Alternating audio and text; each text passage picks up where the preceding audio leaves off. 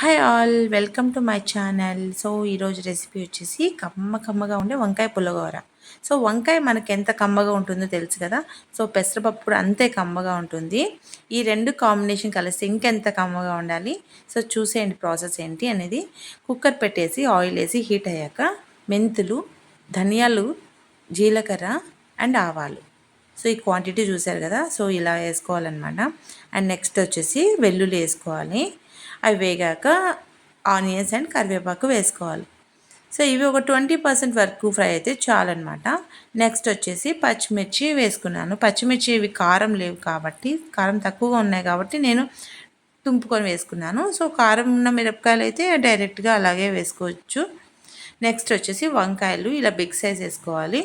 Next పసుపు కూడా add చేశాను అనమాట. ఇవి వేపుకున్నాక కొద్దిగా పెసరపప్పుని క్లీన్ చేసుకొని పెట్టుకొని అది కూడా వేసేసి వేపుకోవాలి. పెసరపప్పు అన్నీ వేగాక టొమాటోలు కూడా వేసేసుకోవాలి. సో వాటర్ వచ్చేసి మనకు అవి వంకాయలు మునిగే వరకు వేసుకుంటే సరిపోతుంది. ఎందుకంటే ఎక్కువ వేస్తే వంకాయకి అంత పట్టదు. పప్పు కొద్దిగా కాబట్టి, అంటే పెసరపప్పు కొద్దిగా కదా మనం వేసింది. సో వాటర్ అవి మునిగే వరకు అయితే సరిపోతుంది. సో నెక్స్ట్ 3 విజిల్స్ వేసుకునేసి మెదుపుకుంటే సరిపోతుంది అనమాట. సో మెదుపుకునే విధానం వచ్చేసి మనకి ఎక్కువ సాఫ్ట్గా మెదుపుకోకుండా చూస్తున్నారు కదా, ఇలా ఇలా ఈ టెక్స్చర్ వస్తే సరిపోతుందన్నమాట. సో వంకాయ పెసరపప్పు కాంబినేషన్లో పులిహోర సూపర్ టేస్ట్ ఉంటుంది అండ్ చాలా కమ్మగా ఉంటుంది. అండ్ నెక్స్ట్ వచ్చేసి మనం వంకాయలని ఎలాంటి వంకాయలతోనైనా ఇది చేసుకోవచ్చు. ఒక రకం వంకాయ అనే కాదు. సో అందుకనే తమ్నేల్లో పెట్టాను పిక్.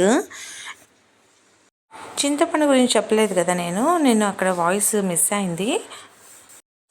చింతపండు ఒక చిన్న గ్లాస్లో పెట్టాను కదా నేను. అది ఎందుకంటే పెసరపప్పు ఉడకదు సమ్ టైమ్స్, అందుకనేసి అలా. పప్పు ఏ పప్పు అయినా ఉడకదు, చింతపండు పులుపు తగులుతాయి. సో అందుకనేసి అలా పెట్టాను. సో ఇంకా నెక్స్ట్ రిమైనింగ్ ప్రాసెస్ అంతా సేమ్ అనమాట. రాగి సంగటికే మన రైస్లోకి చాలా బాగుంటుంది. సో ఈ వీడియో నచ్చినట్లయితే please do like, share and subscribe. Thank you.